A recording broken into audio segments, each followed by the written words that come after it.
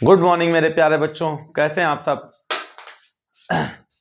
I think एकदम बढ़िया first class होंगे और खतरनाक तरीके से पढ़ाई चल रही होगी, एकदम पूरे कहते हैं डंके की चोट पे।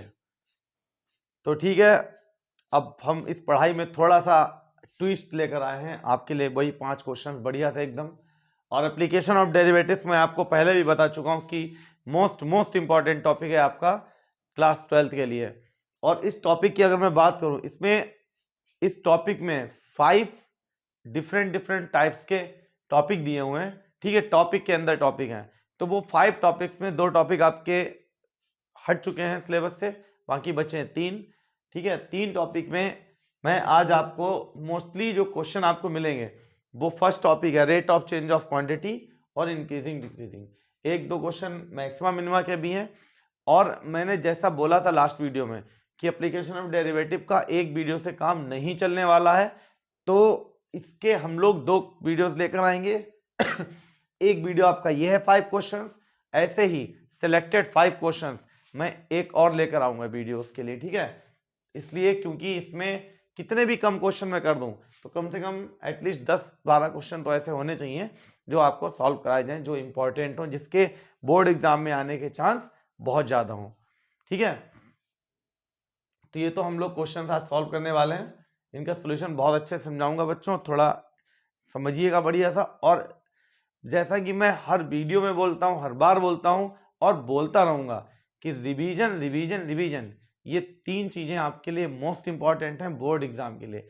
बोर्ड एग्जाम तो छोड़ ही दें, बाकी जितने भी कंपटीशन मतलब जितने भी कंपटीशन एग्जाम है, या बात कर लें कोई आपका यूनिवर्सिटी का एग्जाम है, कोई भी एग्जाम हो एट मतलब मैं बात करूं कोई भी एग्जाम हो पूरे ऑल इंडिया, रिवीजन तो बहुत ही जरूरी है।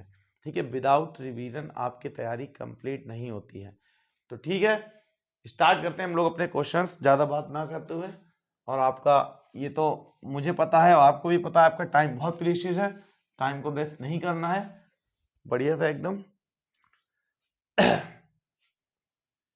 पहला क्वेश्चन हमारा क्या है, show that the function this is strictly decreasing on this. Function को स्ट्रिक्टली डिक्रीजिंग प्रूफ करना है इस इंटरवल पर। ठीक है, चलिए स्टार्ट करते हैं। 10x माइनस 4x, ये फंक्शन दिया आपका, फंक्शन दिया है 10x माइनस 4x। तो स्ट्रिक्टली हम लोग क्या करते हैं, इंक्रीजिंग डिक्रीजिंग वाले क्वेश्चंस में हम लोग इसका डेरिवेटिव निकालते हैं फंक्शन का। एफ डैश एक्स 10x का हो जाएगा सेक स्क्वायर एक्स माइनस 4x का हो जाएगा 4। ये आया है फंक्शन। अब ये देखेंगे एफ डैश एक्स जो है किस पॉइंट पर लेस देन 0 है, किस पर ग्रेटर देन 0। जिस पर लेस देन 0 होगा वो आपका हो जाएगा डिक्रीजिंग, और ग्रेटर देन 0 पे इंक्रीजिंग। ठीक है, तो अगर मैं बात करूं सेक एक्स की, तो सेक एक्स की बच्चों लिमिट क्या होती है, सेक एक्स की जो वैल्यू है वो 1 और 2 के बीच में लाई करती है। अगर मैं बात करूं सेक एक्स की, तो 1 और 2 के बीच में ये लाई करेगी। ठीक है, 1 and 2, क्योंकि अगर 0 to π/2 फर्स्ट क्वाड्रेंट की हम लोग बात करते हैं, तो positive sec x first quadrant की बात करते हैं तो 1 से 2 के बीच में लाई करती है। मिनिमम वैल्यू 1 होती है, मैक्सिमम वैल्यू 2 होगी इसकी। अब हम लोग इसका स्क्वायर कर दें, तीनों की तीनों साइड्स का, तीनों वैल्यूज का स्क्वायर करेंगे। क्यों, क्योंकि इसको सॉल्व करके हमको एफ डैश एक्स में कन्वर्ट करना है, ये पूरा फंक्शन हमको यहाँ पे बनाना है। तो स्क्वायर है, स्क्वायर करेंगे, सेक स्क्वायर एक्स यहाँ हो जाएगा 4। क्लियर। अभी क्या करना है, अभी हमको 4 माइनस करना है, जैसे कि यहाँ पे 4 माइनस है, तो जब 4 माइनस करेंगे यहाँ पे हो जाएगा 1 minus 4 sec square x 4 minus 4, ये हो जाएगा -3 सेक स्क्वायर एक्स, यहाँ पर लिखना है हमको -4 4 माइनस 4 सेक स्क्वायर एक्स -4, ये आ जाएगा 0। तो अब यहाँ पर मुझे क्या करना है, ये क्या हमारा बन गया, ये हमारा बन गया F dash x, F dash. तो यहां से क्या क्लियर होता है, यहां से हमारा ये क्लियर होगा कि जो एफ डैश एक्स है वो क्या है, लेस देन 0, इसकी वैल्यू 0 और -3 के बीच में होगी। तो लेस देन जीरो का ये तो ठीक है माइनस में होगी, लेस देन जीरो से इससे हमको क्या क्लियर होता है, इस साइन से ये क्लियर होता है कि एफ डैश एक्स हमारा लेस देन जीरो होगा। लेस देन जीरो का मतलब निगेटिव होगा, तो निगेटिव, तो यहाँ पे एफ डैश एक्स जो है वो लेस देन जीरो शो हो रहा है। It means the given function, the function is increasing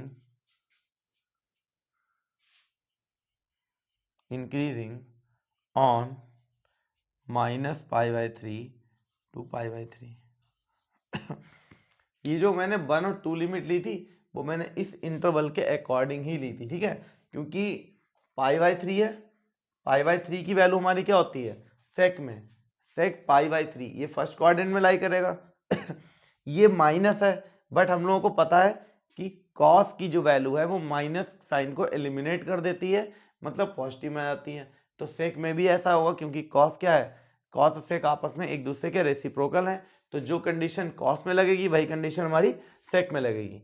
तो यहाँ दोनों के लिए हमारी जो लिमिट चलेगी सेक की 1 to 2 चलेगी। इसका यूज बस यही था कि हमको लिमिट सेलेक्ट करनी है, लिमिट सेलेक्ट हो गई, फंक्शन बनाया, खत्म क्वेश्चन।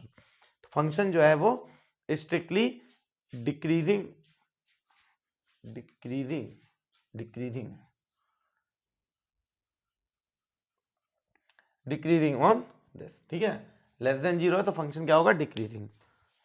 क्लियर है, ये था हमारा सॉल्यूशन फर्स्ट क्वेश्चन का। अब हम लोग बढ़ते हैं अपने सेकंड क्वेश्चन की ओर।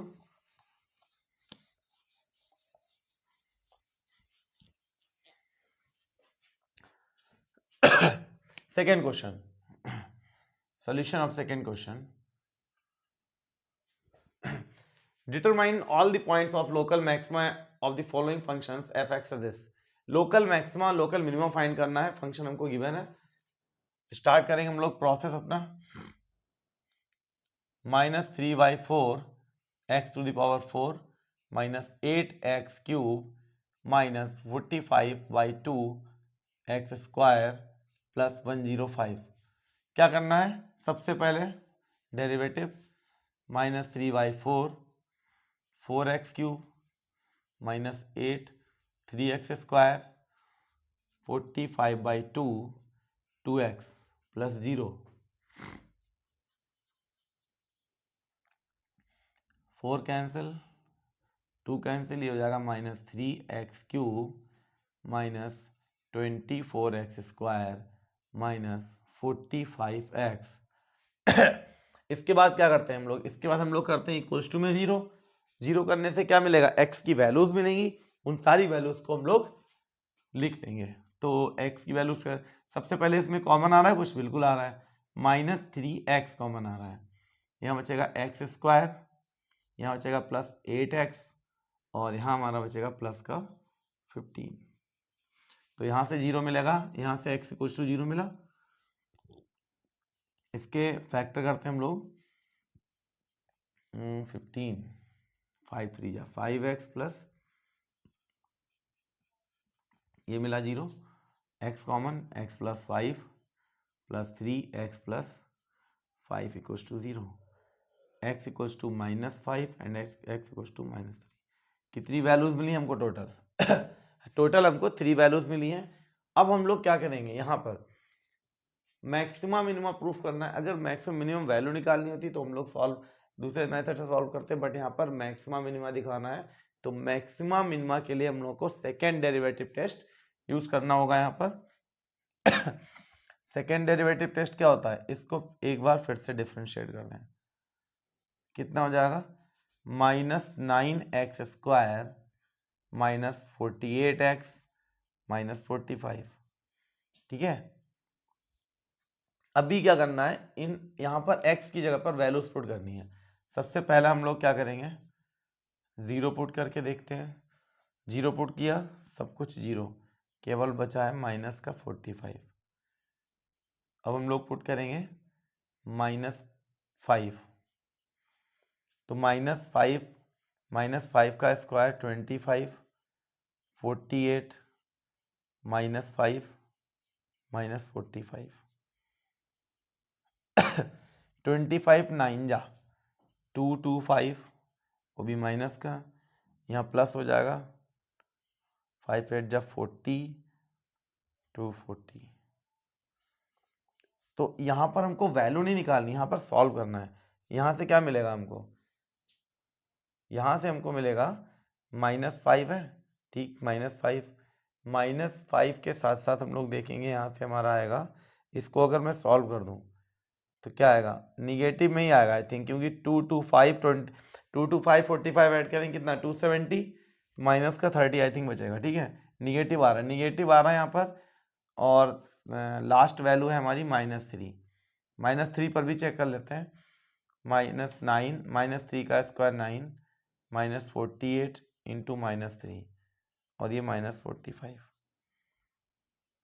81 माइनस का, ये हो जाएगा प्लस, 3 8 जा 24, 3 4 जा 12, 12 और 2 14। इसकी मैं बात करूं, ये आपका आएगा पॉजिटिव, क्यों, क्योंकि ये बन जाएगा 516 126 और 144 की मैं बात करूं तो कितना बचेगा 126 144, ये बचेगा आपका 18, ठीक है, वो भी कैसा प्लस का। अब ये प्लस माइनस साइन से ही हम लोगों को मतलब है, जो प्लस माइनस का साइन आ रहा है ना, इसी से हम लोग आइडेंटिफाई करेंगे कि कहाँ पर मैक्सिमा है कहाँ पर मिनिमा है। तो अगर मैं बात करूँ लोकल मैक्सिमा की बात की है, एक ये आपका है और एक ये, क्योंकि मैंने बताया था जब मैक्सिमा मिनिमा पढ़ाया था तो मैंने ये बताया था मैक्सिमा मिनिमा की अगर हम बात करें, वैल्यू की बात बाद में है, मैक्सिमा मिनिमा की बात करें तो जो निगेटिव होगा उस पॉइंट पे हमारा फंक्शन होगा मैक्सिमा, और जो पॉजिटिव होगा उस पर हो जाएगा मिनिमा। तो मैक्सिमा किन पर है इन दो पर, ठीक है।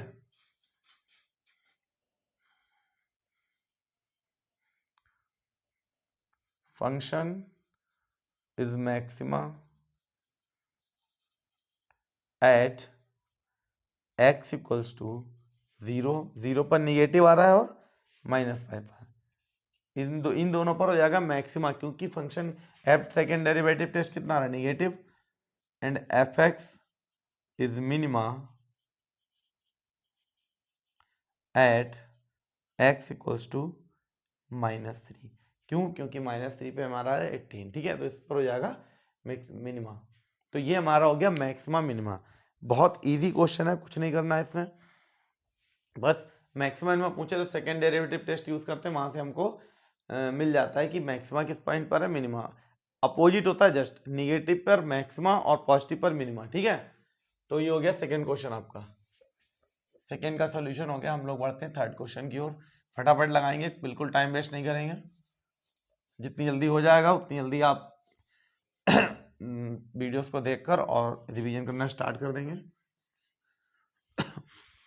ये क्वेश्चन सॉल्व कराने का मेरा बस एक ही मतलब है कि आप जो है ना, आप लोगों को ये पता लगे कि कौन से क्वेश्चंस किस टाइप के क्वेश्चंस इंपॉर्टेंट होते हैं, जिससे आपको प्रैक्टिस करने में प्रॉब्लम ना है, क्योंकि प्रैक्टिस के लिए बहुत सारे क्वेश्चंस होते हैं, बच्चों क्या है, बच्चे हो जाते हैं कंफ्यूज कि इतने सारे क्वेश्चंस में हम किस टाइप के लगाएं किस टाइप के नहीं लगाएं। तो इसलिए आपको ये जो क्वेश्चंस मैं लेकर आता हूं, आप इस टाइप के क्वेश्चंस लगाएं, क्योंकि ये बहुत ही इंपॉर्टेंट क्वेश्चन है। Show that the function F x is increasing. अब इस फंक्शन पे हमको इंक्रीजिंग प्रूफ करना है। फंक्शन दिया हुआ है x cube 3x square plus 6x minus 100। सबसे पहला डेरिवेटिव ये हो जाएगा 3x square minus 6x plus 6, zero तो हटा देते हैं। इन्होंने पूछा है फंक्शन को प्रूफ करना है कि इंक्रीजिंग ऑन आर आर का मतलब रियल नंबर। ये जो फंक्शन है हमारा वो टोटल इंक्रीजिंग होगा रियल नंबर पर, मतलब इस फंक्शन में हम लोग x की कोई भी वैल्यू पुट करें, फंक्शन हमेशा क्या रहेगा, इंक्रीजिंग रहेगा। तो ऐसी कभी सिचुएशन आ जाए अगर ऑन आर लिखा हो तो हम लोग ये कोशिश करते हैं कि किसी टाइप से इसका परफेक्ट स्क्वायर बन जाए, या मॉडुलस वैल्यू हो तो मॉड लगा दें। तो यहाँ पर कोशिश हम करेंगे परफेक्ट स्क्वायर बनाने की, और हमारी कोशिश सफल भी होगी। 3 कॉमन लिया यहाँ पर, -2x प्लस 2 क्लियर है, ये आया। अब इसको मैं अगर थोड़ा सा सॉल्व देख लूं 3, अब यहाँ पर परफेक्ट स्क्वायर बनाया जाए तो प्रॉब्लम ये है कि ये होल ऑफ स्क्वायर होता है, यहाँ पर अगर हम ऐसे लिख दें +1, तो कैसा रहेगा? इस 2 को मैंने 2 पार्ट्स में ब्रेक किया है, तो अगर मैं इस पार्ट की बात करूं, ये आपका बन चुका है स्क्वायर। क्या बन चुका है? स्क्वायर। 3 यहाँ पर मैं बात करूं, ये हो जाएगा x - 1 का होल स्क्वायर, 3 के साथ मल्टीप्लाई, या भी ऐसे रखते हैं, क्लियर है? फिर ये हो जाएगा 3x - 1 का होल स्क्वायर प्लस 3। ये बना आपका क्वेश्चन, ठीक है। 3 की मल्टीप्लाई हो गई। तो अब इसको कितना सिंप्लीफाई कर लिया, कितने स्टाइल से, कुछ नहीं करना है, बस केवल इसको मैं सिंप्लीफाई कर लिया, ये वैल्यू आ गई। हमारा मेन मकसद ये होता है कि जो f' है ना, इसको किस टाइप से हम शो कर पाए कि ये लेस देन 0 है और ग्रेटर देन 0 है। तो हम लोगों ने क्या किया, इस टाइप की फॉर्म में बना लिया। अब ये बताओ बच्चों, ये जो x - 1 का होल स्क्वायर है, ये क्या होता है? ये ऑलवेज आपका जो है ग्रेटर देन और इक्वल टू 0 रहने वाला है, ठीक है। हमेशा ये क्या है? ग्रेटर देन और इक्वल टू 0 रहने वाला है, ठीक। अब क्या करेंगे, अब इसको हम, इस पार्ट को हम लोग पूरा फंक्शन बनाएंगे f'(x). कैसे बनाएंगे? सबसे पहले 3 से मल्टीप्लाई, 3 किया, कोई फर्क नहीं पड़ने वाला इसमें, ऐसा रहा, क्योंकि 0 की 3 से करें कोई फर्क नहीं पड़ेगा। अब +3 ऐड करना है, 3 यहाँ हो जाएगा 3। अब ये, एक सेकेंड, 3 ऐड भी करना है, अब आएगा 3। अब मैं बात करूं, ये क्या है? ये आपका बन गया फंक्शन f'(x), बन गया ना। अब f'(x) जो है, अब यहाँ पर ग्रेटर देन और इक्वल टू 3 आ रहा है, f'(x) ग्रेटर देन और इक्वल टू 3। इसका मतलब अब ये 0 से बड़ा रहेगा हमेशा, तो f'(x) is always greater than 0, ये हम लोग लिख सकते हैं। ये जो कंडीशन बनी, ये कंडीशन क्या बोल रही है? ये कंडीशन कहना चाह रही है कि जो फंक्शन हमारा है f(x) is increasing on r। समझ में आ रहा है? f(x) is increasing on r, क्योंकि कोई भी यहाँ पर x की कोई भी वैल्यू इनपुट करेंगे, कभी भी ये फंक्शन आपका 3 से नीचे नहीं जाएगा। जब 3 से नीचे नहीं जाएगा तो 0 से लेस देन तो कभी होना ही नहीं है, ठीक है। तो ये कंडीशन शो कर रही है कि फंक्शन हमारा जो है वो इंक्रीजिंग ऑन r होगा। लीजिए, थर्ड क्वेश्चन भी आपका फिनिश हो गया।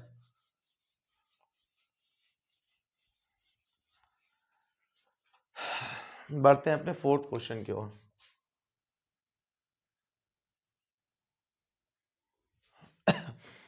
फोर्थ में क्या है? The volume of sphere is increasing at the rate of 3 centimetre cube पर second. Find the rate of increases of its surface area when the radius is 2 centimetre. इस type के क्वेश्चंस जरूर आएंगे, कम से कम 2 या 3 नंबर में आएंगे। Volume of sphere is increasing at the rate of 3 centimetre पर क्यूब। स्फीयर का जो वॉल्यूम है उसका जो रेट दे रखा है वो 3 सेंटीमीटर पर क्यूब, मतलब dv/dt जो दिया है आपका, वो दिया है 3, ठीक है। तो d/dt वॉल्यूम क्या होता है? वॉल्यूम किसका? स्फीयर का है। स्फीयर का वॉल्यूम आपका हो जाएगा 4/3 पाई r³, ये हो जाएगा 3, ठीक है।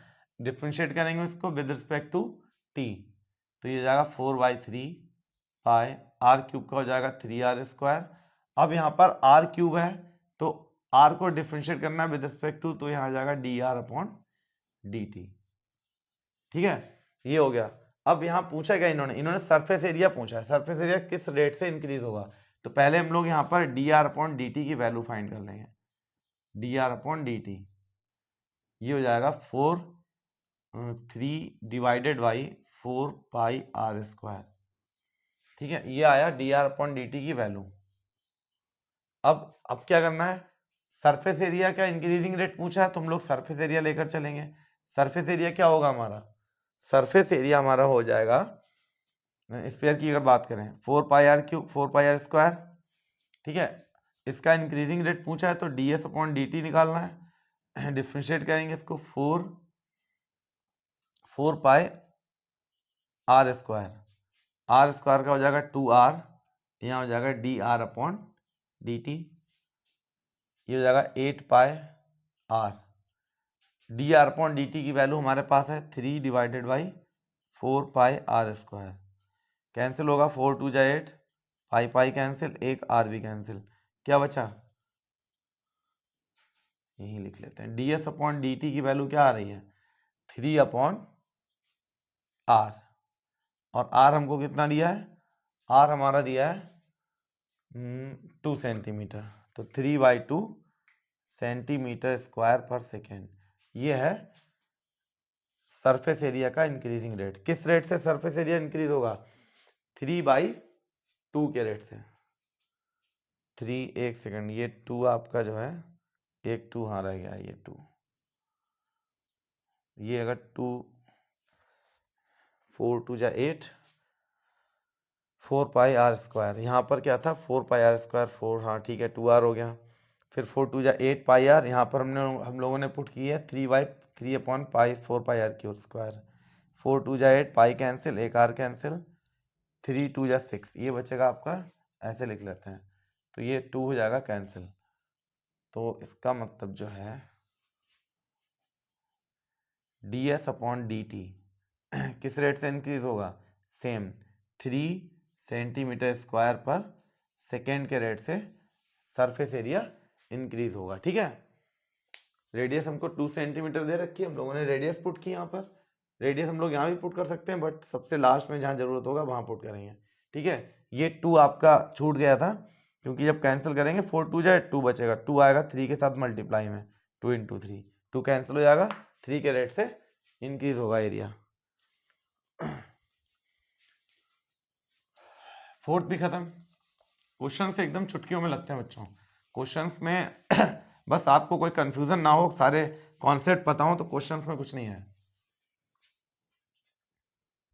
लास्ट क्वेश्चन हमारा बचा है, फटाफट लगाते हैं, सोने जाएंगे, आप भी सोने जाएं। Question number 5, without using derivative find maximum minimum value of this. तो यहां पर इन्होंने कंडीशन लगा थी विदाउट यूजिंग डेरिवेटिव, डिफरेंशिएट नहीं करना है।